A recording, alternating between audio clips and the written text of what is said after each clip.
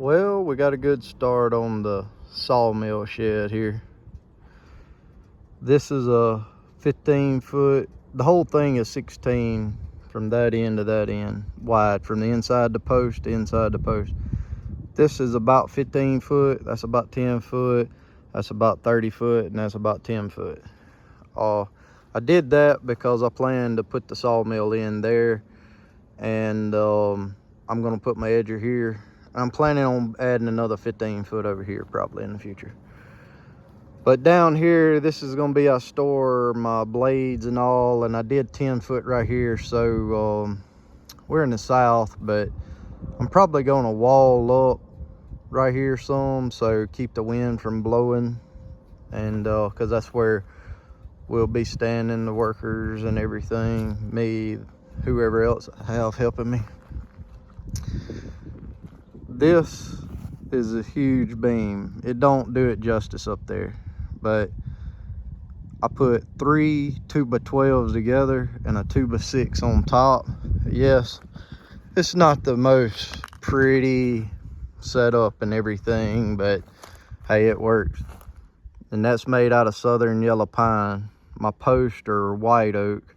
I tarred the bottom of them.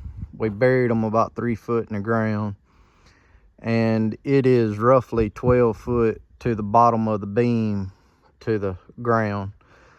I'm gonna do more dirt work.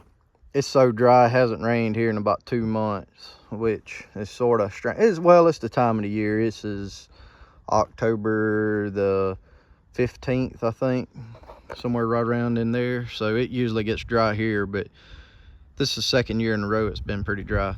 And I got a 2x6 across there. I'm gonna put 2x6s for my rafters and all, and true 2x6s. So a true 2x6 is about the equivalent of a 2x8 store-bought stuff, but they're gonna be 18 feet long. I think I'm gonna get 20 foot 10, have about a foot hanging off this side and about a foot off that side. But that's a pretty big beam. I put 2x6s here and one, as you can tell there, on both sides there. That's what holds it up. You can see the glue hanging down in the picture. There is a gallon of wood glue on these beams. Let me walk around here and I'll show you the beams. But well, it's sort of hard to see with the sky, but again, they're 3 2x6s, true, I mean 2x12s, true 2 inches by 12 inches, and then a true 2 inch by 6 inch on top. And they're heavy. That's 43 feet from there to the other end down there. And I mean, it's massive. It took us Friday, I think we did it Thursday, Friday, and Saturday. Dug the holes, put the post in the ground, and put them 2 beams up. It took us probably 2 to 3 hours each for each beam to build them. And then the old backhoe had a hard time. That's about as high as it'll reach to put them up. I had to take, what we did is I picked it up as high as I could right in there, and my helper, he pulled down on that side, and I took the forks of the tractor and put it up. Well, we got it up on the post, whichever side it was, and then I took the forks of the tractor and picked it up and put it on the other side. And we put that 2x6 on the back side of the post so that it wouldn't fall over the backside. And then once we got it up there, we took a sledgehammer and all and beat it this way or beat it that way, then screwed them all together. But it worked pretty good. We didn't concrete nothing in the ground, and we was picking up. It pushed the post over some, but we come back, I was expecting that, come back and pushed them up, leveled them and everything, then put these braces on. And I mean, it's just part of it. I'm gonna get on there and line up like that, and just measure over probably have about 2 foot overhang right there, and I'll cut it off and put my first rafter up there or something sort of like that. Then I'm gonna put 1x6s. I don't like a 1x4, I like a 1x6 for my lathing. Then I'll put my 10. But this is gonna be sort of my saw sharpening area. I'll get my sharpener and everything and put here, have all my blades. I'll probably put like my dull blades on this wall, my sharp blades on that wall, something like that, you know. But do like that. This thing is massive. Like, I don't know if the camera really does it justice, but 16 feet wide's big. I overbuilt it because I want plenty of room, and I built it this way with it angling back that way because hopefully one day I have the money and I'll put me like a 20-foot live deck on there so it can just roll up. If I get me like a 70 or something, that's just a 40 of course, but you know, and it's plenty high. That's 12 foot, this is 10 foot from there to there, and again it's 16 foot from the inside the post, inside of the post. But it's big. I'm very proud to finally get it. And again, this is 10 foot from here to here, and I'll probably come in, put me some shelves on here, and build, just wall this part up and wall that part up if I feel like it. Like I say, we're in the south, so it's hot more than cold.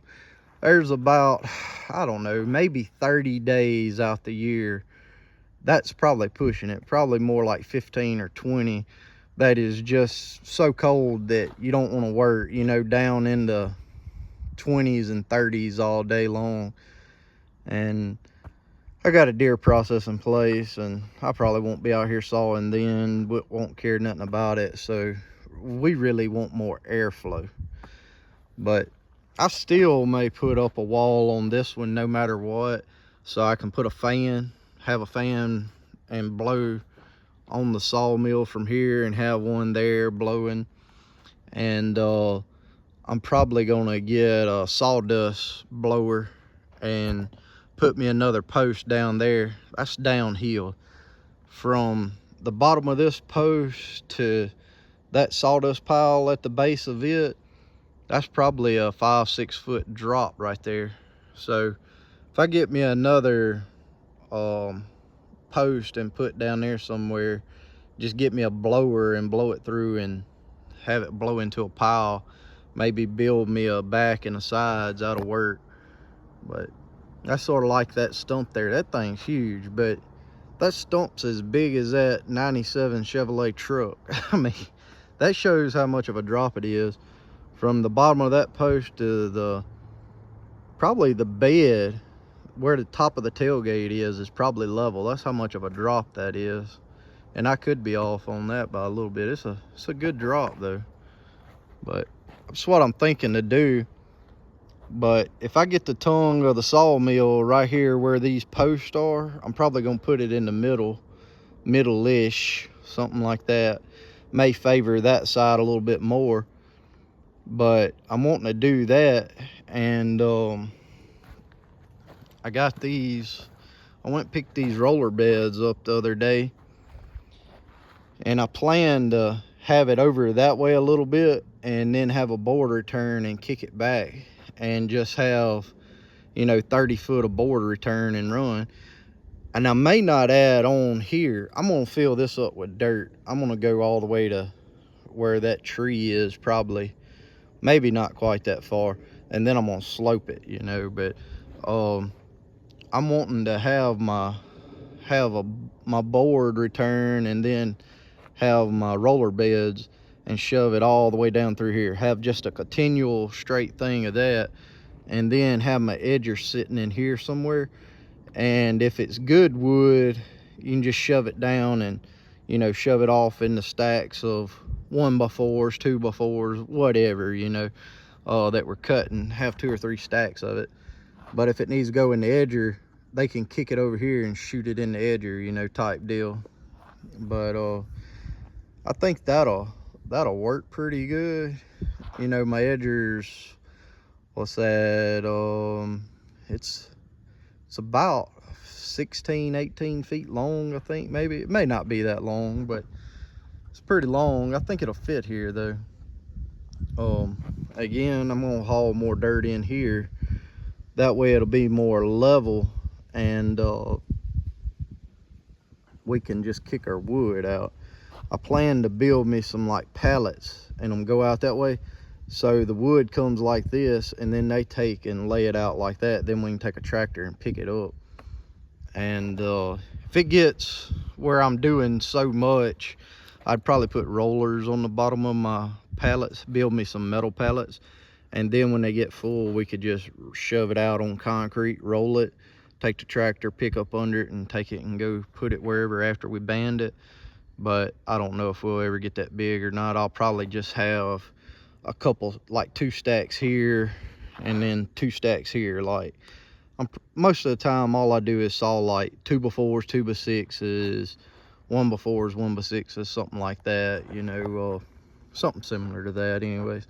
But if you got 4, 5, 6, you know, 7, 8 stacks of lumber right here, you know, you put 2 there and 2 there, and then 2 where this foiler is and 2 over here. I mean, you could have 8 different stacks of wood, different kinds, you know. The main things I saw is 2x4s, 2x6s, 1x12s, 1x6s, 1x8s, 1x3s, yeah, I said 2x4s. I saw a good bit of 2x12s also.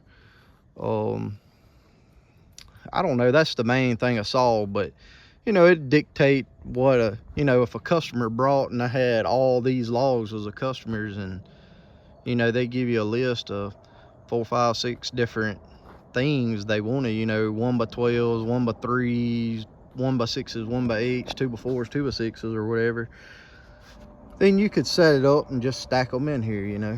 But I think this would help a lot and make everything more efficient and just be a lot better off, you know. And again, I'm about 99% sure that backside's going to be walled. I may not wall up this side, and if I don't wall it up, I mean, you could stick a little lumber there. Again, the sawmill is going to sit in there, but it'll work out pretty good. And crazy thing is all this dirt, this is built up again. That's a good 3 to 4 foot from there to there. And I dug it all with a 4105 John Deere tractor right there. It took me about 12-15 hours. I think I made a little short video and talked about it, but you know, you put a disc on there, disc it up a little bit, do that, man, it'll work good. I got to come back and use a box blade and smooth it up because it's rough, which again, I'm not done digging dirt, but it's so dusty and all now. It has 0 rain, I think, for the last 2 weeks, and they're not really calling for any rain for another 2 weeks. So I really don't want to dig or do any dirt, because it's just absolutely so dusty out here. I know we got to saw some more 2x6s, but I'm thinking about taking them 2x6s, and tomorrow when we get done with, we did some deer today. It's again October 15th. I don't know, we've had 5, 6 tickets so far. October is always slow, but thinking about putting my rafters up there and then put my 1x6s on there. And if nothing else, I get this done in, I can always come and put this, but it'll probably be the next week and we'll probably get these beams put up. These beams are going to be like 35 feet, because this, well, that's 25. No, it'll be like 27, 28 feet maybe. And we'll be good here. I really hope I don't have to put another post and make this longer, to tell you the God's honest truth. I really want it to be this long and be done with it, at least for now. And then if I ever have to come back, I can take my roof off and just cut the beam right there, and then I could add on another 15, 20 foot. But I'm real happy with it. Yeah, I mean, old dude that was helping me, he had tar all over his hands, and he picked up the post and moved them, but it don't really bother me. I like that kind of stuff, you know. He was over here saying, we're gonna have to get that off. They're gonna come out here and be fingerprinting, wondering who's doing all that. I'm like, yeah, I'm sure they will. He's crazy. We have a good time out here working, but I think it'll work good. I'm gonna leave them up. I'm gonna trim them off, you know, but and then we're gonna come back and I'm gonna take some 6x6 white oak, and I'm gonna go, well, let me see if I can get a little better angle, but 5 foot from the top down and then 5 foot over, I'm gonna put a 6x6 post, sort of like that, to brace that. Then that'll be just a 20-foot span. But this has been up since Saturday, and there's no sag in it right now, but I don't want it to sag, and I don't have to have that 5 feet. My tractor can drive through. I mean, this backhoe could get through there if it needed to, but I'm gonna do that. And then if I ever have to need to build a roof on, either I can put some more posts out there, or I could just put like a little lean-to and make 10 go another 4 foot. If I had a live deck, I probably wouldn't cover it. It'd just be sitting out in the weather. Cause if I got a live deck, that means I'm gonna be using it so much it won't really matter anyways. Or I wouldn't worry about, I'm not gonna be cutting a bunch of 30-foot stuff if I had a live deck. That means I'm gonna be cutting, you know, 16 foot, 12 foot, whatever, you know, just mass producing stuff, which I don't never really plan to do that. My end goal is to do this and then have a kiln and a molder planer and do tongue and groove flooring and, you know, stuff like that, molding and all for houses. But any which way, this video's done got long. I'm at 18 minutes, but that's a little update, show you this sawmill shed. I'll show you some more probably tomorrow evening or this coming up weekend if we work on it. We may not even work on it tomorrow, but like, subscribe, keep up with it. We'll show you how the sawmill shed turns out. I've never seen anybody build one like this on YouTube, so I want to document it. I think it'll be sort of not the ultimate sawmill shed, but it'll be a good sawmill shed for DIY, small sawmills, and, you know, stuff like that. It's huge, I ain't gonna lie. This is a massive thing. So, but anyways, we'll see you on the next one.